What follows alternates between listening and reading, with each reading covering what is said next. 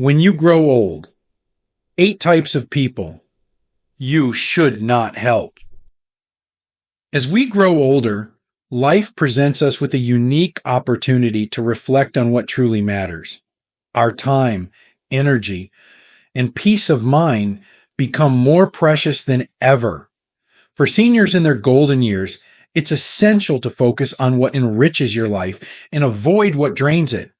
While helping others is a virtue, not everyone deserves your generosity. Some people will take advantage of your kindness, leaving you emotionally, mentally, and sometimes even financially depleted. Here are 8 types of people you shouldn't help in old age to avoid trouble, especially the 8th type you must know about. If you enjoyed this video, give it a thumbs up. Don't forget to subscribe and turn on notifications so you never miss an update. 1. The manipulator. Manipulators are some of the most challenging people to identify, let alone distance yourself from. Unlike overtly difficult individuals, manipulators often present themselves as charming, considerate, or even vulnerable. They don't demand help outright.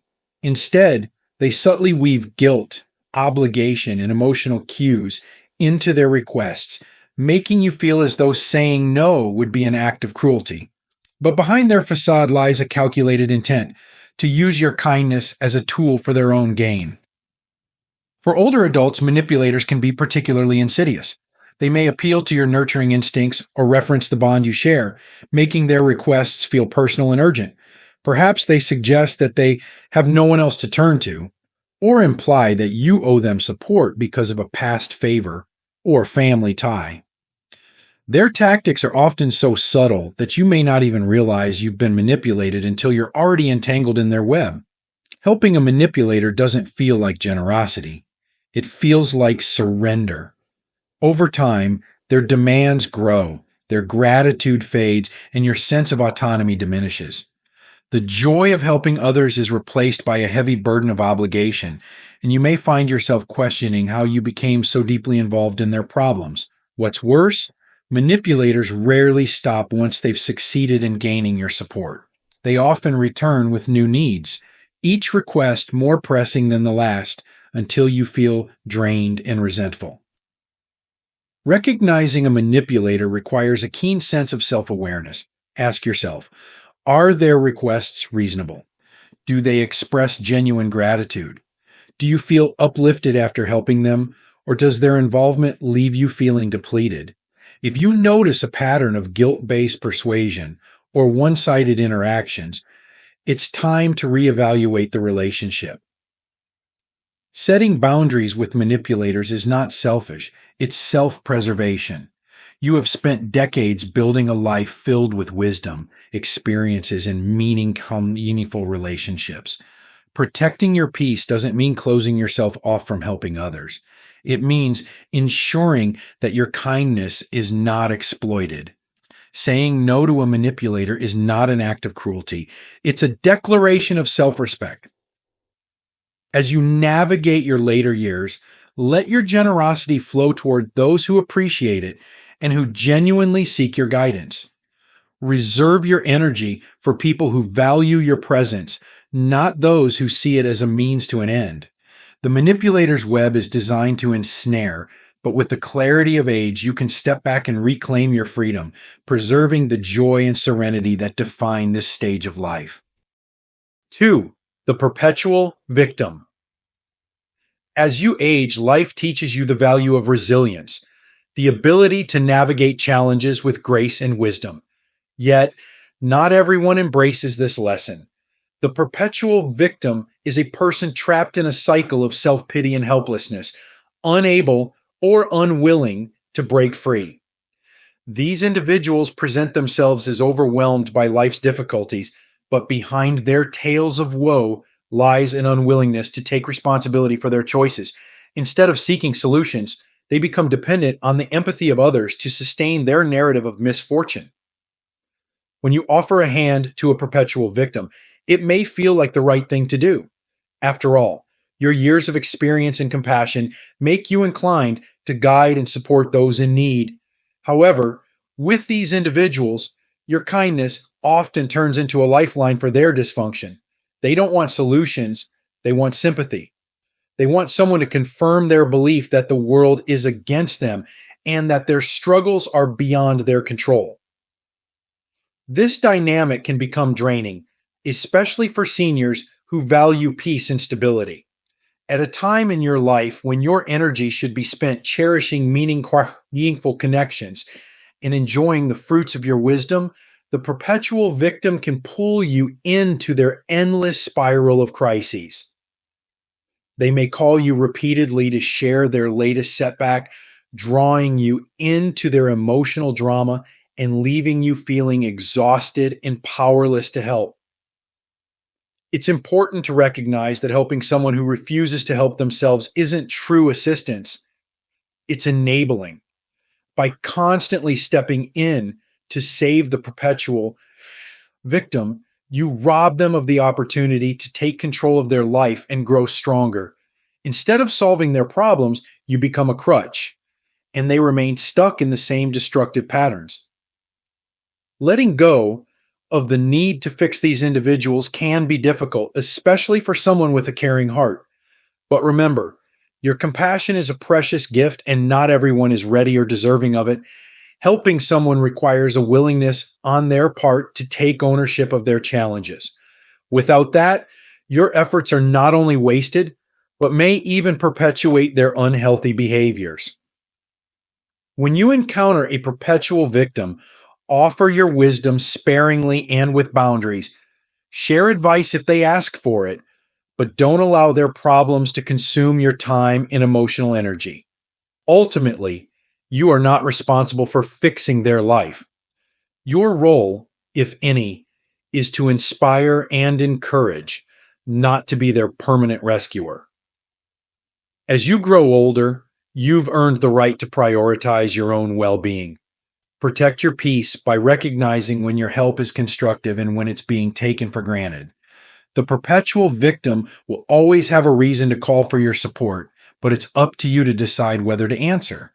By choosing wisely, you can preserve your energy for those who are ready to grow and truly appreciate your kindness. 3. The chronic complainer. As the years pass, you come to realize that life is as much about perspective as it is about circumstance. The chronic complainer, however, sees life through a lens of dissatisfaction, regardless of their blessings or opportunities. These individuals are perpetually focused on what's missing, what's wrong, or what could be better. They cling to grievances and negativity, refusing to acknowledge the silver linings that surround them. For someone in their later years, the presence of a chronic complainer can be particularly draining. At this stage in life, you've likely faced your own share of challenges, learning to adapt and find joy in what remains.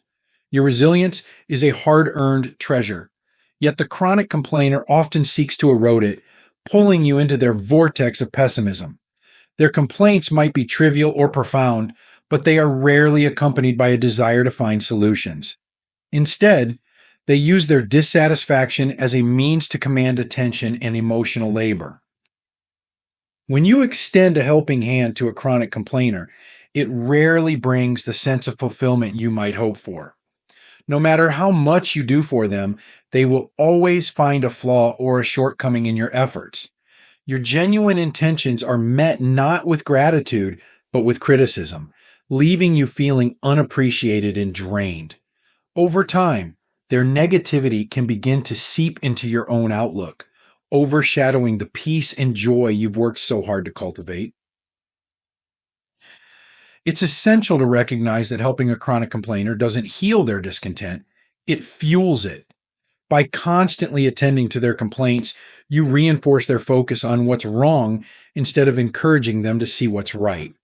True support involves empowering others to find their own path to contentment, but a chronic complainer is often uninterested in such empowerment. As you grow older, protecting your emotional well-being becomes even more critical. Choose to surround yourself with people who uplift you, who seek joy, and who find beauty in the small blessings of life. When faced with a chronic complainer, offer empathy, but resist the urge to fix their outlook. Their happiness is their responsibility, not yours. By maintaining this boundary, You preserve your own peace and ensure that your compassion is directed toward those who value it. 4. The entitled.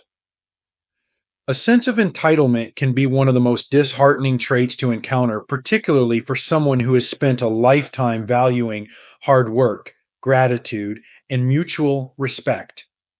The entitled person approaches life with the belief that they are owed your time, effort, and resources, not as a gift, but as a right. They rarely, if ever, acknowledge the sacrifices you make to help them. Instead, they demand more, assuming your generosity has no limits. For older adults, the entitled individual can be particularly exhausting to deal with. They often disguise their demands as needs, making it difficult to discern genuine help from exploitation. They may appeal to your sense of responsibility or play on your kindness, leaving you feeling obligated to meet their expectations. But no matter how much you give, it's never enough. Gratitude is absent, replaced by an ever-growing list of demands. The entitled person doesn't just drain your resources, they erode your sense of self-worth. When your kindness is met with indifference or expectation, it can leave you questioning your value. It's easy to feel taken for granted, as though your efforts are invisible or insignificant. Over time, this dynamic can foster resentment, a bitter contrast to the joy that giving should bring. It's crucial to remember that entitlement is a reflection of the other person's mindset, not your worth. Their inability to appreciate your help does not diminish the generosity behind your actions. Recognizing this distinction allows you to set firm boundaries, ensuring that your kindness isn't exploited. Helping should come from the heart, not from obligation or guilt. When you encounter someone with a sense of entitlement, consider the cost of your support. Are you sacrificing your peace or well-being to meet their expectations? If so, it's time to reevaluate the relationship. Your time and energy are too valuable to be spent on those who fail to respect them. Instead, focus on helping those who truly appreciate your efforts, offering your generosity to individuals who uplift and enrich your life. In your later years, the joy of giving should be rooted in mutual respect and understanding. By protecting yourself from entitled individuals, you preserve your ability to help others in ways that are meaningful and rewarding. Choose relationships where gratitude flows freely, and let go of those who take your kindness for granted. In doing so, you honor both your time and your heart. 5. The drama seeker. As you age, peace becomes one of life's greatest treasures. You've likely learned that quiet moments, meaningful conversations, and simple joys are far more fulfilling than the chaos that often accompanies youth.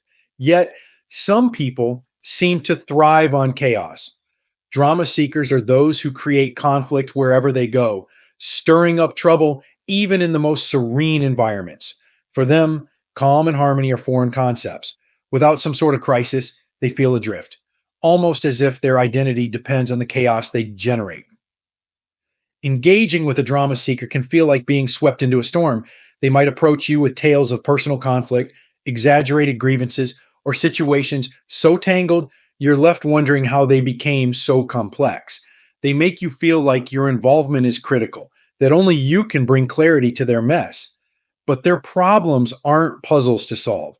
They are carefully crafted narratives designed to keep the spotlight on them. The moment one issue is resolved, another seems to emerge, pulling you deeper into their whirlwind of disruption. For seniors who value stability and have likely endured life's most trying challenges, the presence of a drama seeker can be particularly taxing. Their endless cycles of crisis demand energy that could be better spent on the relationships and activities that truly matter. Worse, their chaos often becomes contagious, disturbing the calm you've worked so hard to cultivate in your golden years. It's essential to recognize that drama seekers aren't looking for resolution. They are looking for an audience. Your efforts to mediate, console, or fix their problems won't bring lasting peace to their lives because peace isn't what they seek. Instead, Your involvement feeds their need for attention, anchoring you in their web of dysfunction.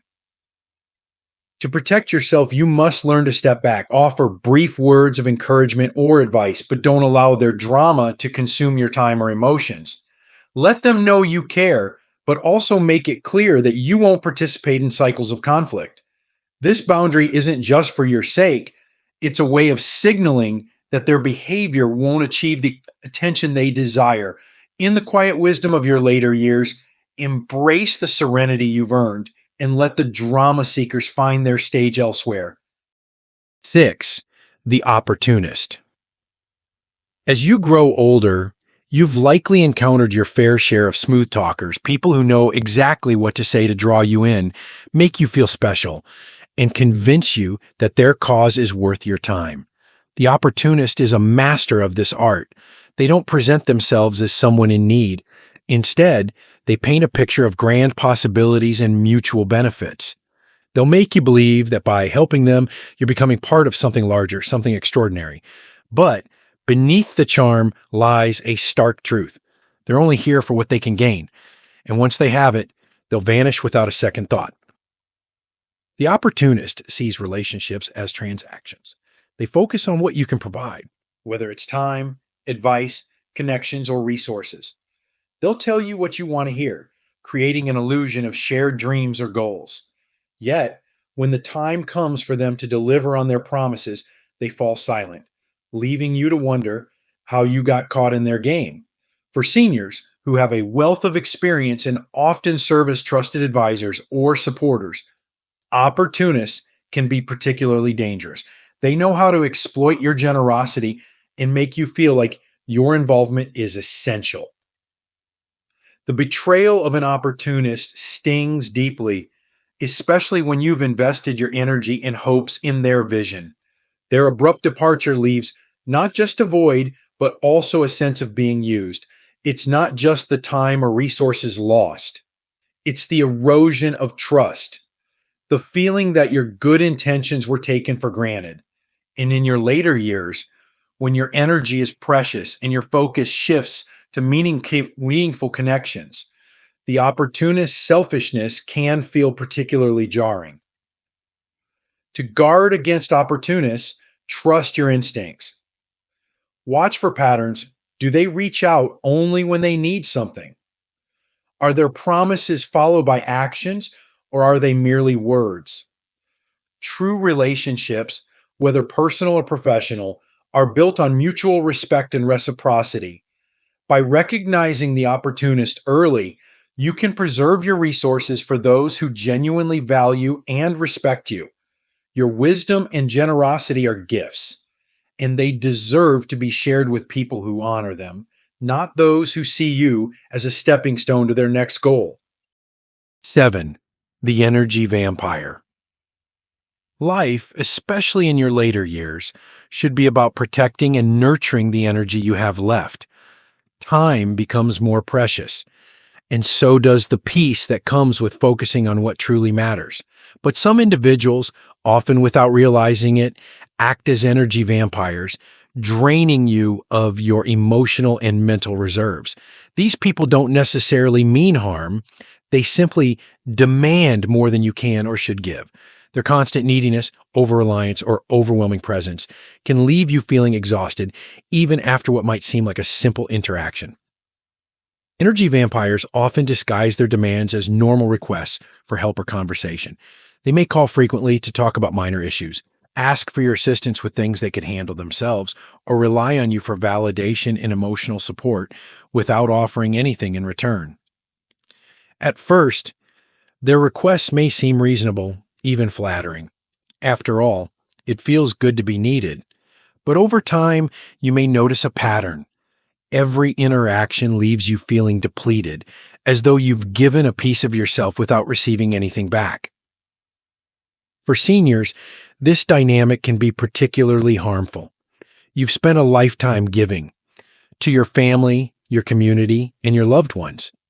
Now is the time to focus on relationships that energize and uplift you, not those that drain your spirit. Helping others should bring joy and fulfillment, not leave you feeling burdened or resentful. The energy vampire, however, takes without replenishing, leaving you with less to give to those who truly matter.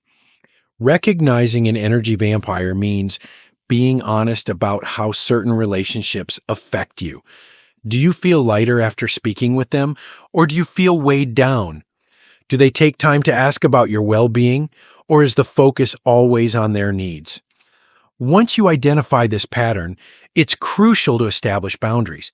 Politely but firmly limit how much time and energy you dedicate to these individuals. Suggest alternatives like professional support or other resources that can help them without overburdening you. Remember, your energy is finite. It's the currency of your presence, your love, and your wisdom. By protecting it, you ensure that you have the capacity to engage deeply with the people and activities that bring you joy.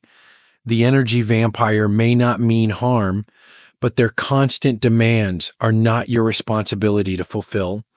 In preserving your energy, you honor yourself and the life you've built, a life that deserves to be filled with peace, connection, and genuine gratitude. 8. The harmful individual. In your later years, you come to value safety, trust, and the genuine relationships that bring meaning to life. Yet, there are those whose intentions go beyond manipulation or opportunism. They actively cause harm, whether through their actions, words, or choices. These individuals may be subtle in their behavior, or they may be blatantly toxic, but the effect is the same. They bring destruction into your life. The harmful individual isn't simply someone who makes mistakes or has flaws. They are individuals who repeatedly and intentionally hurt others, often justifying their actions as necessary, deserved, or inconsequential. They might sow discord in your family, exploit your vulnerabilities, or undermine your confidence. These people are adept at turning trust into a weapon, using it to further their own interests or cause emotional damage. For seniors, dealing with harmful individuals can be particularly painful.